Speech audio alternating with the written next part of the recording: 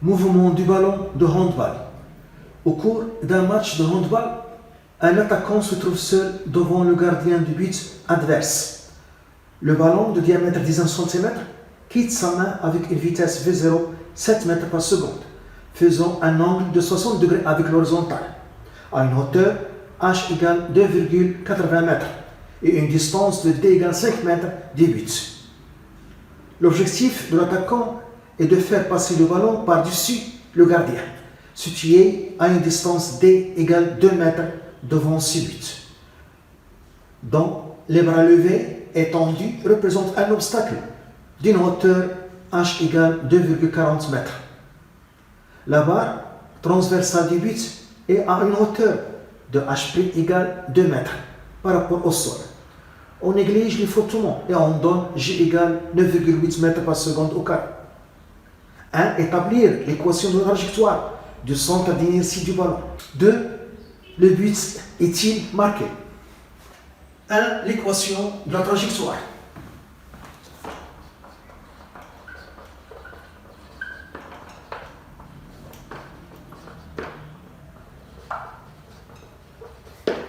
Du centre d'inertie du ballon.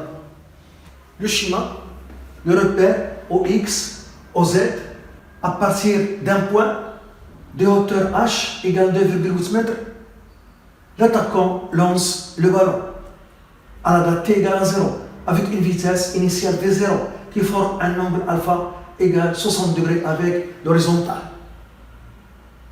Au cours du mouvement, le ballon est soumis à son poids en négligeant l'action de l'air.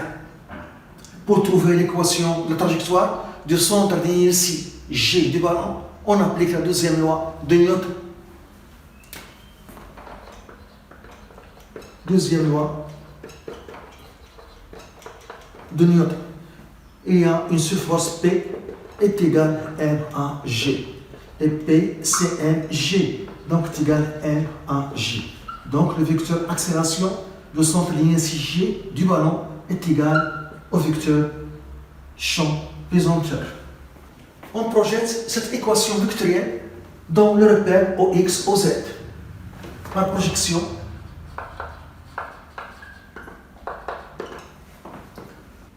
on a AG a pour coordonnées AX, AZ.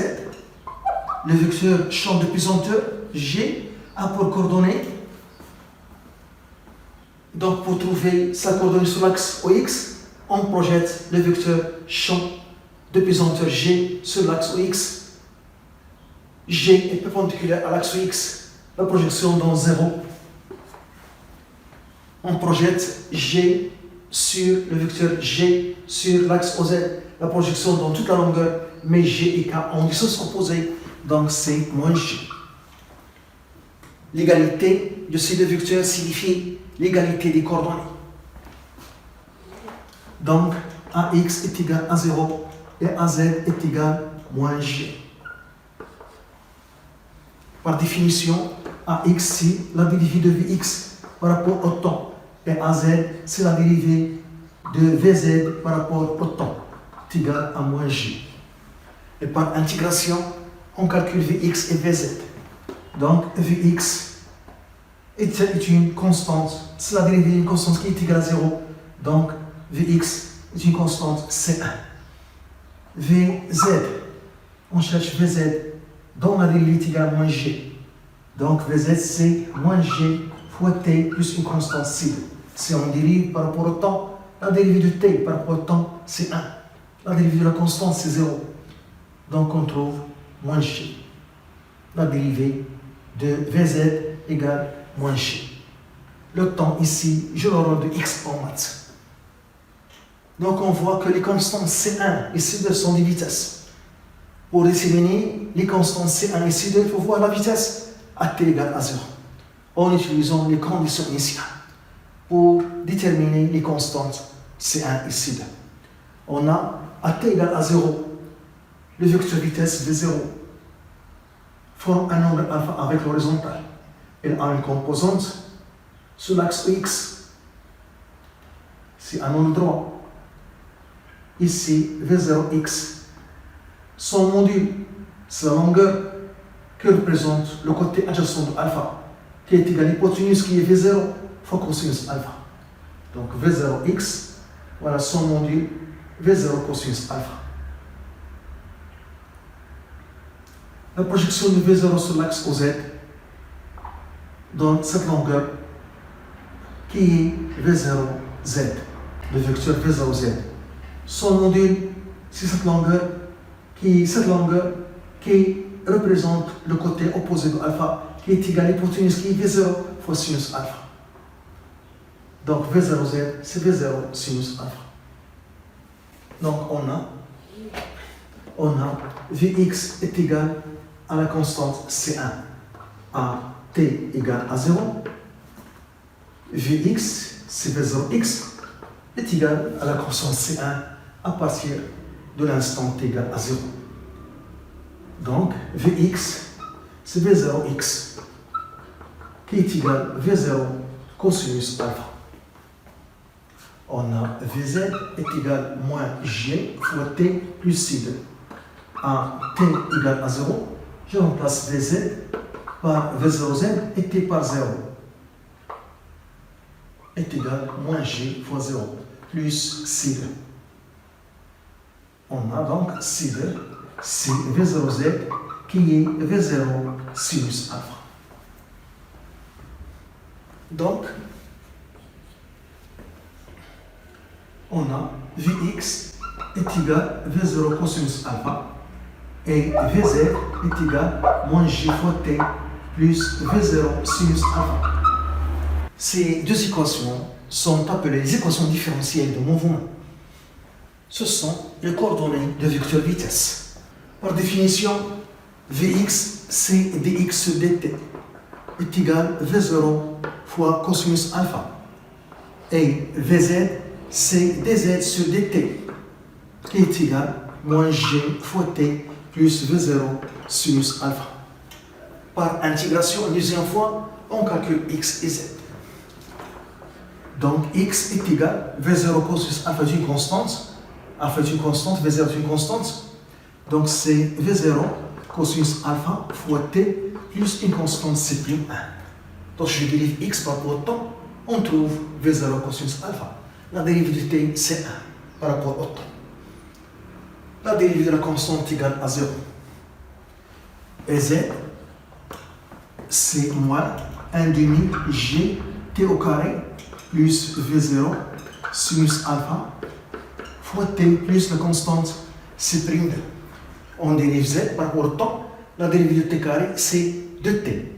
En simplifiant, on obtient moins g fois t. Et la dérivée de ce terme par rapport au temps, c'est V0 sinus alpha qui est constant. Pour déterminer C'1 et C'2, on utilise les conditions initiales à t égale à 0. C'1 est une abscisse, C'2 est une ordonnée. Donc il faut voir l'abscisse et l'ordonnée à t égale à 0. On a ici les conditions initiales. À t égale à 0, le ballon se trouve ici, ou bien le centre de l'inertie de ballon se trouve ici, en ce point. Donc il y a pour abscisse x0, c'est 0. Il y a pour ordonnée h. Ce sont les conditions initiales pour la position. Donc, on a x est égal à V0 cosinus alpha fois t plus C'1. À t égale à 0, donc on a x0 est égal à V0 cosinus alpha fois 0 plus C'1. Donc 0 est égal à C'1. Donc la constante C'1 est égale à 0. On a z est égal à moins 1 demi g t au carré plus V0 sinus alpha fois t plus C'2. À t égale à 0, on a z0 est égal à moins 1 demi g 0 au carré plus V0 sinus alpha fois 0 plus C'2. Z0, c'est H, donc grand H est égal à C'2. Donc les équations horaires de mouvement s'écrivent x est égal à V0 cosinus alpha fois t et z est égal à moins 1 demi g t au carré plus V0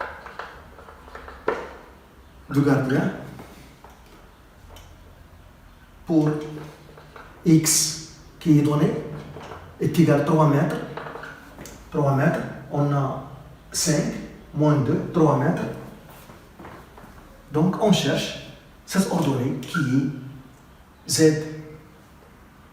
est égal, en utilisant l'équation de la trajectoire, moins 0,4 x au carré, 3 au carré, voilà, plus 1,73 fois x3 plus h, grand H, 2,8.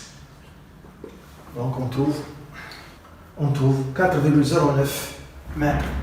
4,09 mètres. Donc il faut la comparer avec H plus R.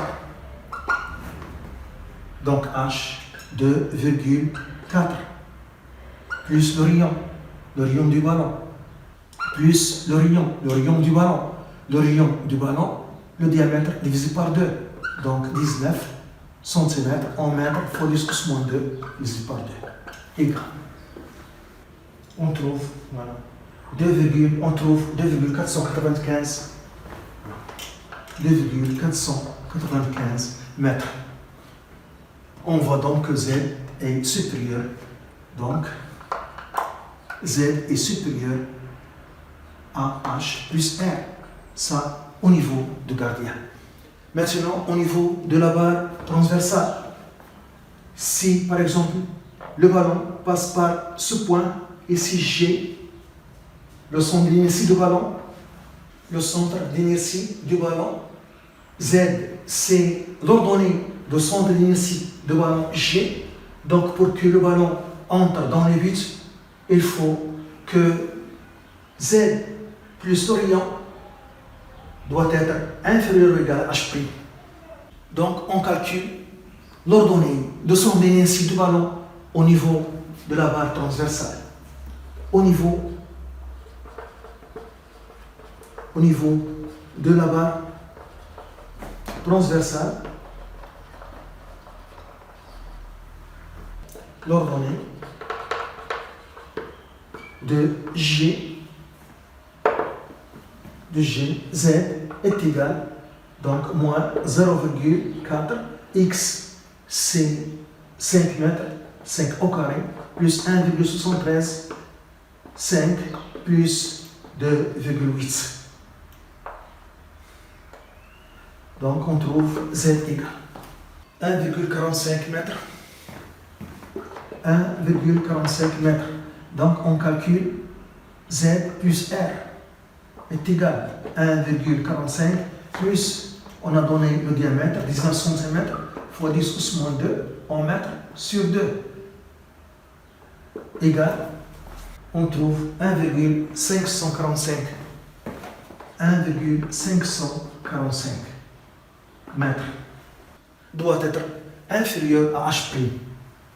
Donc on a Z plus R inférieur à H' qui est égal à 2 mètres. Donc le but est marqué. Donc le but est marqué. Le but est marqué car on a montré qu'au niveau du gardien, l'ordonnée de centre d'inertie du ballon, Z est supérieur à H plus R. Et au niveau de la barre transversale, Z plus R est inférieur à H'.